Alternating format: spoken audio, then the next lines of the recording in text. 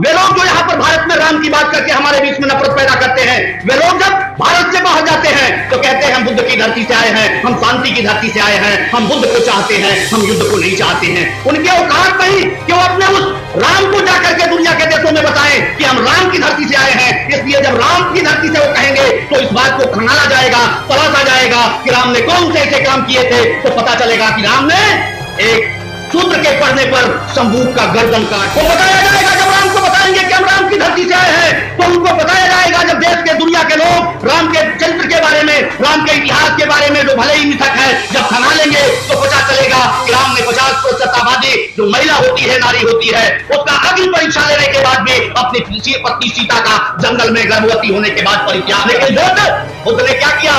राम के पास धनुष है, तीर है।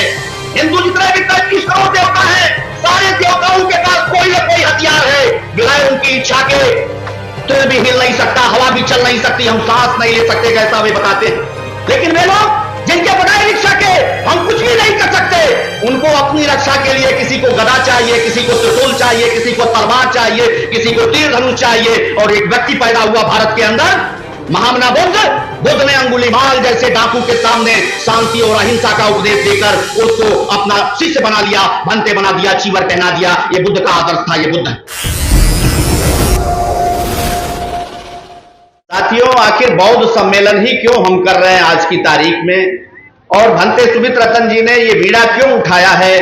इसके पहले जब दिल्ली में आदरणीय मंत्री राजेंद्र पाल गौतम जी ने कार्यक्रम किया था तो लखनऊ में हमारी मुलाकात हुई थी मंत्री जी से। आपने कहा कि दिल्ली आना है।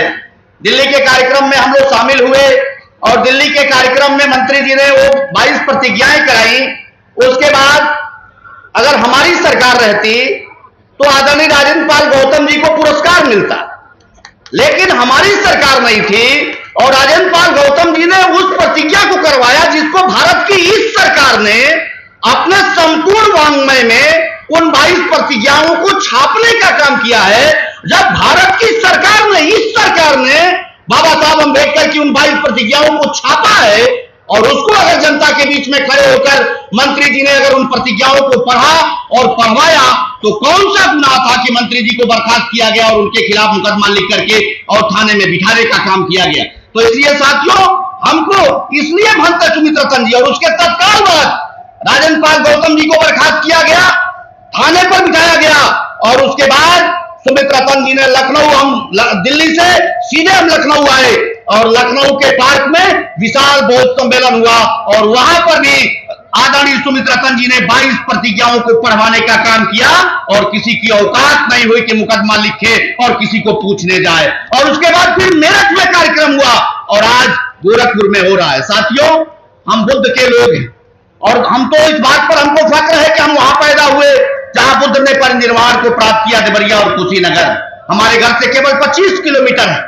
हर हफ्ते, हर 15 दिन पर एक बार जब जाते हैं कुशीनगर तो अजीब सुकून मिलता है कि हमारा एक पूर्वज, हमारा एक पुरखा जिसने पूरी दुनिया को रास्ता दिखाया शांति का, समता का, ममता का, प्रेम का, बंधुत्व का, आज उस हम कुशीनगर में महामना बुद्ध के उस परिनिर्वाण स्थली पर आए हुए। और साथियों, वे लोग जो यहाँ पर भारत में राम की बात करके हमारे बीच में नफरत पैदा करते हैं, वे लोग जब भारत से बाहर जाते हैं तो कहते हैं हम बुद्ध की धरती से आए हैं, हम शांति की धरती से आए हैं, हम बुद्ध को चाहते हैं, हम युद्ध को नहीं चाहते हैं। उनकी औकात नहीं कि वो अपने उस राम को जाकर के दुनिया के देशों में बताएं कि हम राम की धरती से आए हैं। इसलिए जब राम की धरती से वो कहेंगे तो इस बात को खंगाला जाएगा, तलाशा जाएगा कि राम ने कौन से ऐसे काम किए थे, तो पता चलेगा कि राम ने एक सूत्र के पढ़ने पर शंभू का गर्दन काट दिया था।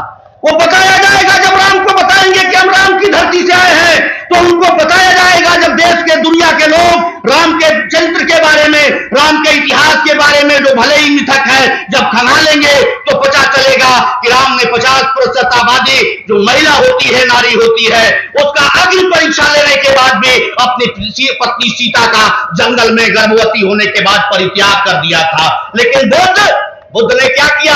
राम के पास धनुष है, तीर है। हिंदू जितने भी 33 करोड़ देवता है, सारे देवताओं के पास कोई ना कोई हथियार है।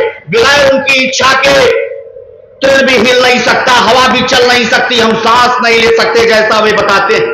लेकिन वे लोग जिनके बगैर इच्छा के हम कुछ भी नहीं कर सकते, उनको अपनी रक्षा के लिए किसी को गदा चाहिए, किसी को त्रिशूल चाहिए, किसी को तलवार चाहिए, किसी को तीर धनुष चाहिए। और एक व्यक्ति पैदा हुआ भारत के अंदर, महामना बुद्ध ने अंगुलीमाल जैसे डाकू के सामने शांति और अहिंसा का उपदेश देकर उसको अपना शिष्य बना लिया, भंते बना दिया, चीवर पहना दिया। ये बुद्ध का आदर्श था, ये बुद्ध है।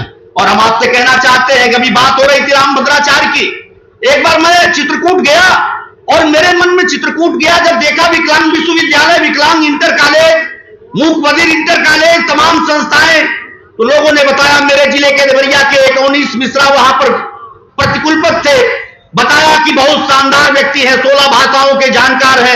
मेरे मन में भी श्रद्धा जागृत हुई कि रामभद्राचार्य जन्म से अंधा, 16 भाषाओं का जानकार, उस व्यक्ति से मिलना चाहिए। दुनिया का सबसे बड़ा विकलांग विश्वविद्यालय, पहला विकलांग विश्वविद्यालय बनाया।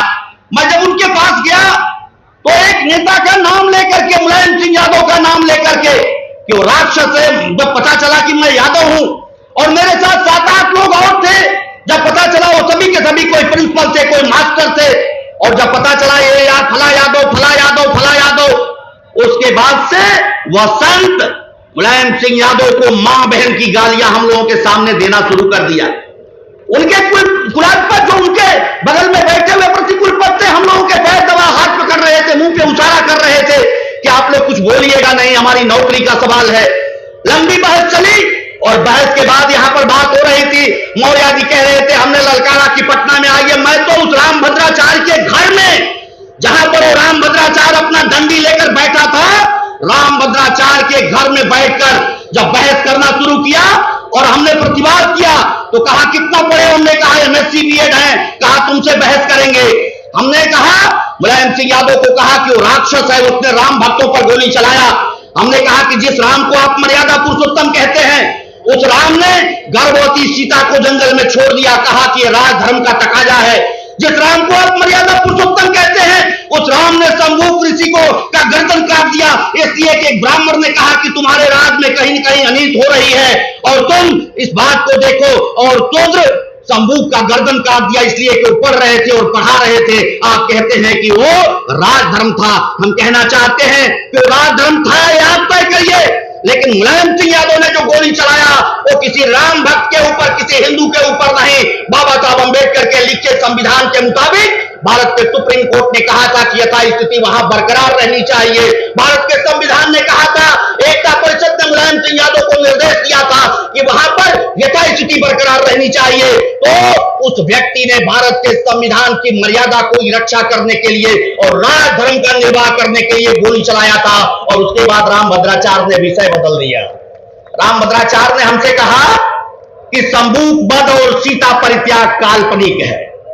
हमने सवाल किया रामभद्राचार्य से, यदि शंभू वध और सीता परित्याग काल्पनिक है तो सैकड़ों वर्ष से अपने धर्मशास्त्रों में पढ़ाते क्यों हैं? रामभद्राचार्य ने कहा हमने एक अलग रामायण लिखा है और उसमें इन दोनों उदाहरणों को हमने निकाल दिया है। और वास्तव में इन दोनों उदाहरणों को उसको निकाल करके रामभद्राचार्य लाए तो भारत के धर्माचार्यों ने मीटिंग करके और रामभद्राचार्य से कहा कि भारत के धर्मशास्त्रों से छेड़छाड़ किए तो तुमसे धर्माचार्य की उपाधि, जगत गुरु की उपाधि छीन लेंगे और संत समाज से निकाल दिया जाएगा। इसलिए साथियों, आज आदरणीय मंत्री जी चर्चा कर रहे थे राजदंड का। जब भारत का संविधान, जहां लोकतंत्र है, राजा के पास राजदंड होता है, लेकिन आज हमारे देश के संविधान के ऊपर बहुत बड़ा खतरा है। हमारे देश के ऊपर अभी रेल हादसा हुआ और पता है 3,12,000 पद रेलवे में खाली हैं और 1,40,000 पद केवल सुरक्षा से जुड़े हुए जो कर्मचारी हैं, उन सुरक्षा से जुड़े हुए कर्मचारियों के 1,40,000 पद खाली हैं। इस बात को हमारा हिंदी अखबार नहीं लिखता, अंग्रेजी अखबारों ने दिल्ली से प्रकाशित किया है कि 3,12,000 पद रेलवे के आज की तारीख में खाली हैं, जिसमें 1,40,000 सिक्योरिटी से, सुरक्षा से, सेफ्टी से जुड़े हुए पद हैं। लेकिन ये सरकार, मोदी की सरकार 9 वर्ष में एक भी रिक्रूटमेंट रेलवे में नहीं की। इसलिए नहीं की कि उसमें 50% कम से कम हमारे बेटे और बेटियों को रोजगार मिलता। इसलिए साथियों, ये बौद्ध सम्मेलन हमारे अपने बहुजन समाज को सजग करने के लिए, जागृत करने के लिए आदरणीय भंते सुमित रतन जी ने रखा और आगे भी बनारस में प्रयास है और आगे भी भंते सुमित रतन जी का जहां भी जैसे भी प्रयास होगा, हम सभी लोगों को आपका तन मन धन से सहयोग करना चाहिए। बाबा साहब अंबेडकर जब बुद्ध धर्म ग्रहण किए तो बाबा साहब अंबेडकर की मंशा ये नहीं थी कि हमारे भंतेगण, हमारे जो विद्वान साथी हैं जो भंते बन गए हैं, वे मठ बना करके अपने मठों में चीवर पहनकर बैठ जाएं। उन सभी लोगों को अगर भारत को बौद्धमय बनाना है तो राजेंद्र पाल गौतम जी अगर मंत्री पद से आ सकते हैं और भंते सुमित रतन जी चीवर पहन के इस जेठ की दोपहरी में अगर गांव गांव घूम करके आप सभी लोगों को यहाँ एकत्रित कर सकते हैं, तो सारे बौद्ध भिक्षुओं को और सारे बौद्ध मतावलंबियों को निश्चित तौर पर अपने बहुजन समाज को सजग करने के लिए अपने घरों से बाहर निकलना होगा। बहुत बहुत धन्यवाद। जय भीम, जय भारत, जय